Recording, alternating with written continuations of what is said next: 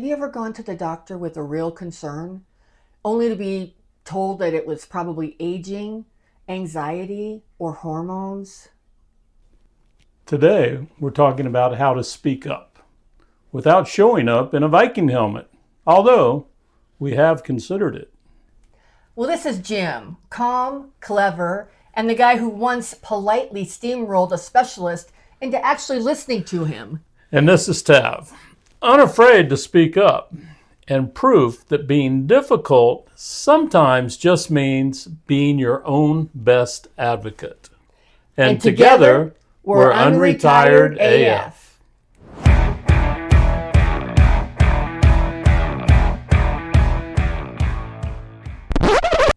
Well, hello, and welcome to today's show. Today we're going to be talking about how it feels to be dismissed by your doctor and why that's not okay and what you can do about it. That seems like a good topic, yeah? It does. It does. Well, the first thing let's talk about is that feeling of being dismissed or rushed when you go to the doctor. It seems like sometimes all they want to do is just write you a prescription and they don't really want to take the time to listen. You feel rushed or dismissed, like they don't, like they're very dismissive of us as we get older, and that's not acceptable. No, and I think the doctors immediately when they see us walk in, they make assumptions. Absolutely. That we're just, we're a old age class that has to survive on pills. Or hypochondriacs. Or just trying to take advantage of the system. Exactly. We like you. We've heard it all. We've just heard it all. Well, and I think these last few years have given us reason to be more skeptical of the medical community and not take everything they say as gospel. I mean, we need to do our own research, especially now with the internet. Yeah. You can. The world is open to you in terms of being able to research stuff for yourself. Right. So we really have to fight to be taken seriously. We do. And that's something that nobody's going to do it for us. We have to do it for ourselves. So that's something that we really that's really important to us. Yeah. And I can say, I probably shouldn't, but we didn't get vaxxed. Neither one of us did. Right. Hey, we're still alive. You know what? We did our own research. We that was our decision. And your decision was is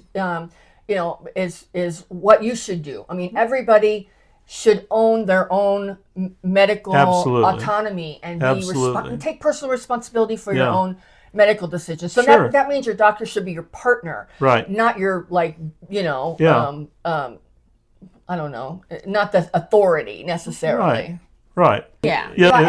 And part of it too is that Jim and I are definitely rebels in pretty much every area of our life. We question or are skeptical about everything, and I think one of the things that you and I have noticed is that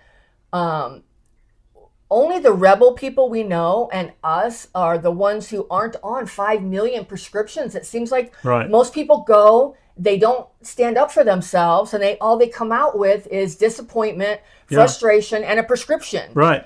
And so, they're on 17 different medications, and that's great if that's what you're about or whatever. We're not necessarily criticizing it, but we're not. We're rebels, and we don't want to take anything unless we have to. Now, we've taken stuff. Sure. We've both taken stuff short term for different things, but we aren't on anything long term. No, we're not. And I can say that I'm going to be 65 in a couple months, and I'm not on any medication, nor is Tav.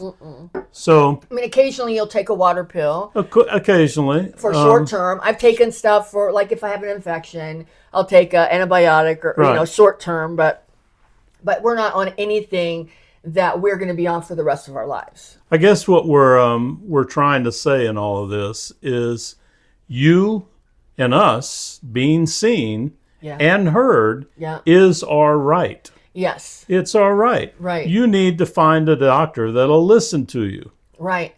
And we're not trying to tell anybody what to do. No. We're not doctors. We're not in the medical field. Right. We're not in the drug field. We're not anything. But we are researchers, and we really want to know what's going into our body. Now, Well, granted, it probably doesn't look like it, but we like food going in our body.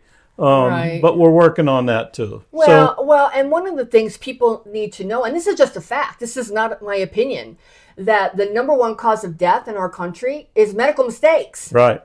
And some of that comes with, pharmaceuticals. Some of it comes with other things. Yeah. But and we're not saying don't go to the doctor because they're, bad. We're not saying Right. that. But we're saying you should be in partnership with your doctor. And we want to encourage you, if you're feeling like what we're talking about, if you're feeling dismissed and rushed and being bullied or pushed into doing things that you're not comfortable with, or they're not explaining it to you, that you need to stand up for yourself. Or if you're saying, why am I really taking these 10 pills every day? What do these 10 pills even do? And understand what they do. And it's really, one of those things, the old saying goes, knowledge is power. Exactly. All right, so we're going to talk a little bit about our own personal stories of where, we've run into issues with the medical community, and we've advocated for ourselves, and we came out with a good outcome. So hopefully it will give you some courage to do the same thing. What's the worst that can happen? They could say, no, get out of here. Right. You want to get out of there if they're saying that anyway. Right. So in 2020, thank you, I contracted cellulitis from a scrape I got from helping a friend of mine pull his boat out and do a bottom job on his boat. I didn't think anything of it. It happened to me on a Sunday, and I came home the following Tuesday, and when I was on my way home, my left leg started to really hurt, and it started to blister. It started to blister bad, like blisters bigger than balloon kind of thing. So I got home. Tav immediately said, we need to go to the ER. We went to the emergency room. That was right at the height of COVID. It was. They would not let her in. That was like June of It was Memorial Day weekend. Oh, so the end of May, beginning of June. Yeah. Okay. So I was admitted into the hospital, and I couldn't. They had me on so much medication. I was in pain. And I couldn't go. It was the most painful thing. They wouldn't let me in because of the COVID restrictions. Yeah. So I was on the phone with her when I was lucid and trying to tell her what was going on. And so into day 4, I woke up enough, and I could hear them talking that they were going to take my leg at the knee down, and talk about instant wake up. And I said, no way, that is not happening. I want another opinion.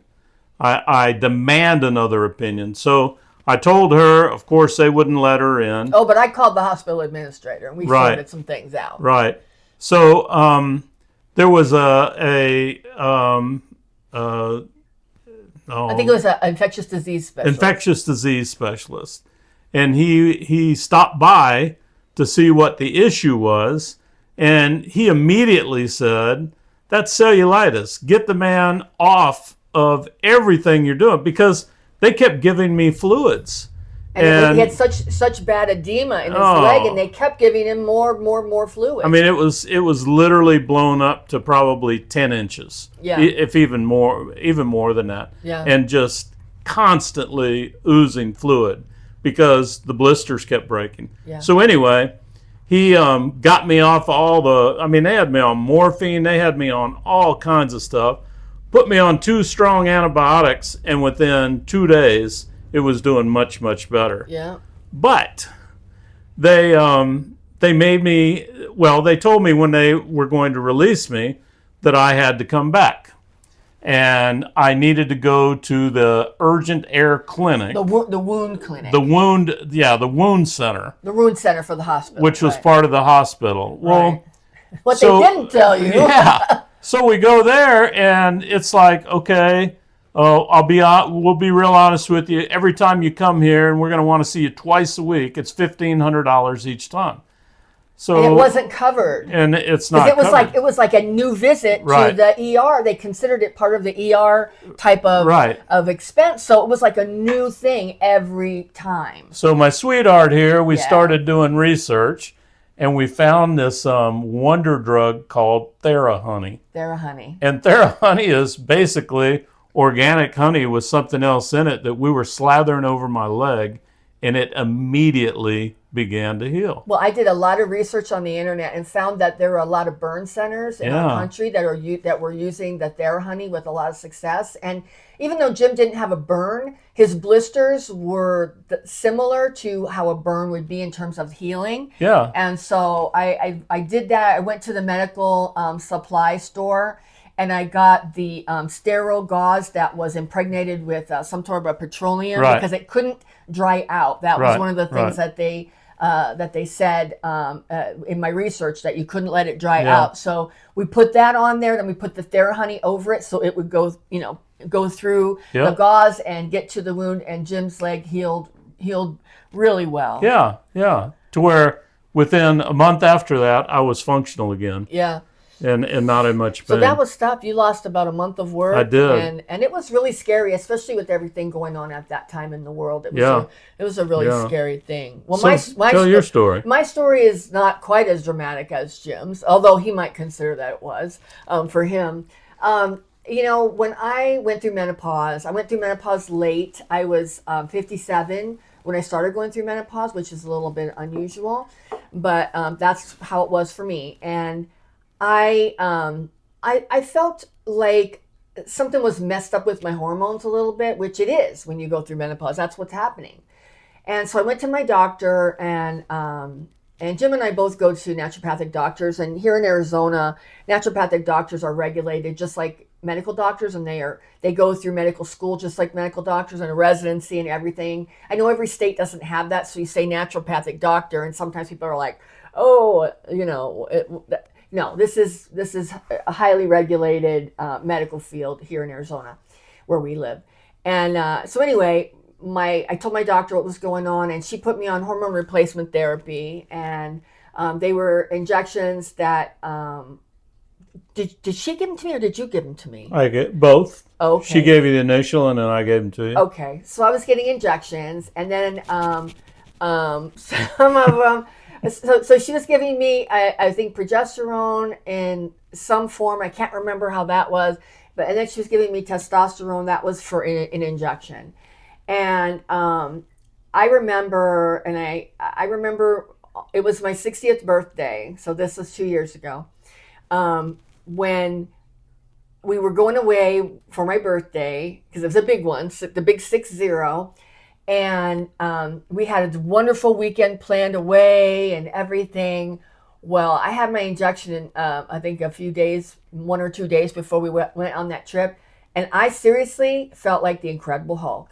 The smallest little thing would set me off, and I was mad and crying the whole weekend. Needless to say, Oh yeah, it was fun. it was a lot of fun for Jim. And when I came back, I went and told my doctor. I said, what is going on? Why is why are the hormones acting like this with me? And then she told me, she said, well, you said that you were having issues with your libido, and I wanted it to be good for you for your birthday weekend. So I upped your testosterone, hoping that would up your libido. And I thought, Wrong. and I thought I was really angry, because I felt like she should have told me that so I would understand what was going on, and she didn't. And so I started doing some research and talking to some of my girlfriends, and then I found out, in my research, I'm not saying this is for you, but in my research, what I found is that a lot of times when you take hormone replacement therapy, your body will never start making it again. It will become dependent on the hormone replacement therapy, and you have to take it forever. So what I read and what I decided to do for myself, because I didn't trust my doctor any longer, was I went off of it. They said to wean off of it, but I don't really do anything like that. I don't do anything like that. I just went off it cold turkey. And it's been 2 years, and my body, I can tell, is slowly regulated itself so that it's making its own hormones again, and I'm not reliant on the hormone Right. replacement therapy to make it for me. So those are our 2 times when we, stood up, Jim standing up to the doctors that wanted to take his leg off and asked for a second opinion, and finally got a doctor in that understood what was going on with him, and they sorted it out. And then for me to stand up to my doctor, and it didn't go well, and so I ended up changing doctors. And that's sometimes what has to happen if you stand up to your doctor Yep. and you don't get a good result. So Yep. in either way, we both won Yeah. with different results. Yeah. Definitely. So why don't we speak up as a generation? Why does our generation not speak up? And I think that one of the primary reasons is, especially for women, I don't know if men feel this way. You can maybe chime in on that, but we don't want to seem like we're, difficult, or we're non-compliant, or just that we're bitchy. We don't want people to perceive us that way. And so sometimes we comply with stuff that we really don't want to, because we don't want anybody to think that we're a difficult patient. I mean, Yeah. do men feel like that too? No. No. But generally, men will just go along to make it easy. Or I think a lot of times, if people don't want to be perceived that way, they just won't go at all. Right. And I think Right. that's a problem too. And Yeah. I can put myself in that category. Yeah. The other big thing is I think some people get real intimidated by the doctors. They do. They see the white coat, and Yeah. they all of a sudden And- think this person went to medical school for X amount of Right. years, and what do I know? Right. Right. Well, that's not good. And I think another thing is internalized ageism, where we, if we allow society could put on us like, oh, you're just getting old, that's why you have pain. Right. You're just getting old, that's why you're forgetful. Yeah. You're just getting old, and that's bullshit. Well, some of it's true, but No, most but, of it but, is. but I mean, yeah. I'm not saying that that's not true, but I'm saying the thought is Right, bullshit. The right. thought is bullshit. We should never, that shouldn't be our first go-to thing to say, this is why this is going on, because Yeah. I'm old. That should not. If that is the case, then that's the case. But that shouldn't Right. be our first, thought. Yeah. And if you feel like you need to bring something up, Yeah. don't ever feel like you're not overreacting to something that you No. need to talk about with your No. doctor. No. You're not. No. They may say, I don't agree with that, Right. but you need to tell them what you think. Exactly. No, I agree 100% with that. All right, and our next section is how to take power back when you go to the doctor. And the number one way, I think, to do it, or at least one of the most important ones, is to prepare for your appointment. Yep. I mean, a lot of times, you think you know what you're going to say, and you think about it for days before your appointment, and then you're sitting in the room, and the doctor comes in, and it's like you're like a deer in the headlights. You forget what you're going to say. We've all done it. Yep. So I would say, it's really important. Prepare for your appointment. Take a notepad, and for the few days before, every time you think of something that you want to ask your doctor, make note of it in your notepad, and so that way when you're there and you're sitting there for your appointment, Right. you can pull it out and ask the doctor all your questions, Right. and write down the answers. Yeah. So it's real important when you go to the doctor that you need to use clear, strong phrases Yeah. about what's wrong with you. Right. This is not a time to say, "Oh doc, I just don't feel good," or "Oh doc, I think something may be wrong with my side or my leg," or explain exactly what you're feeling. There's treatments for everything, but they got to know what they're treating instead of treating you globally. Exactly. So be specific. Yeah, and use strong language. I mean, Yeah. don't say like, well, I think. Don't have that. Speak confidently. Yeah. And because they're going to respond back to you in what you give them. Right.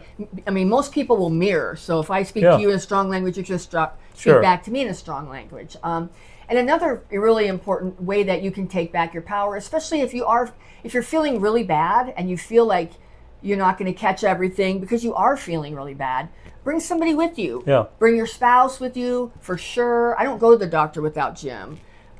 It's just really important. And also you can bring one of your kids, you can bring Yeah. a friend, bring somebody there with you that will make sure that all your questions get answered.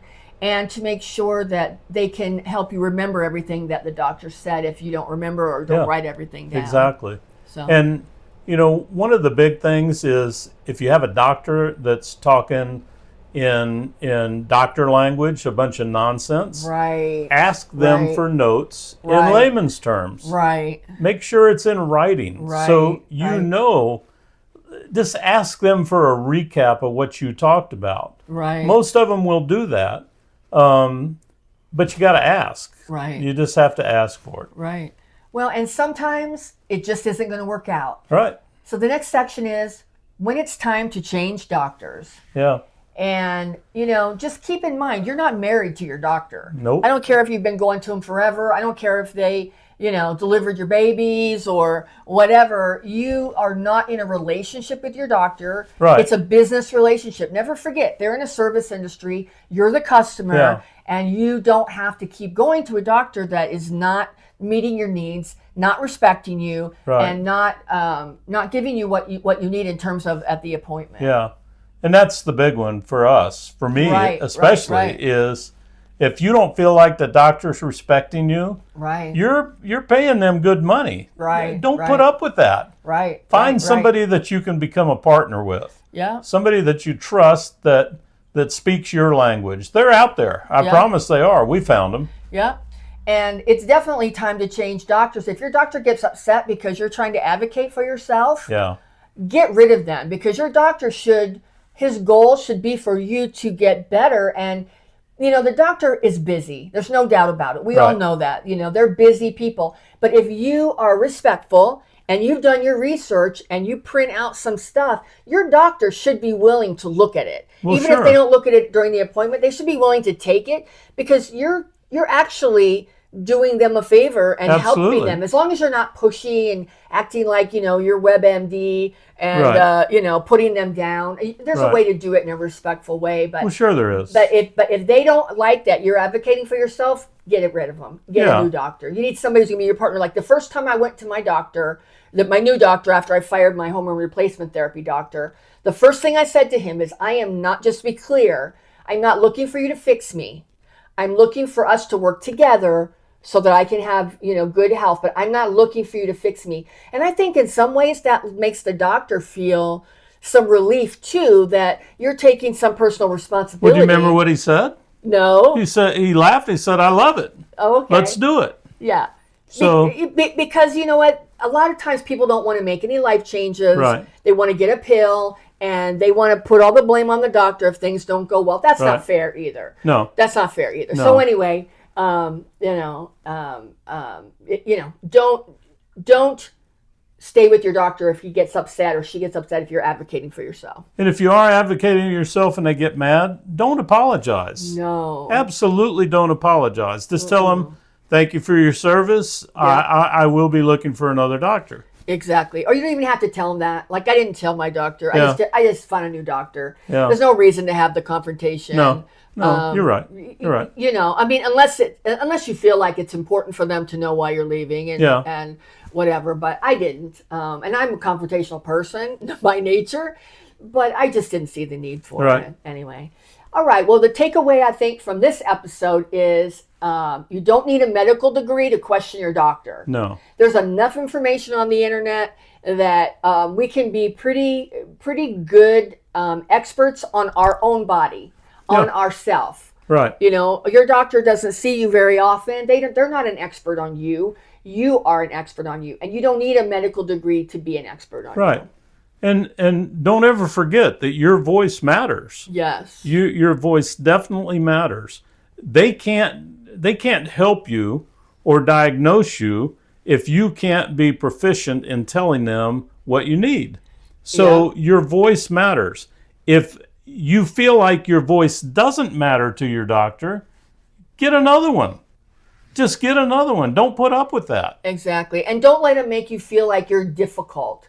Because I get that a lot, because I am a very confrontational person. Yeah. I'm not mean, but I don't ever have a problem just saying the truth. Right. And a lot of people don't like that, and they feel like it's confrontational.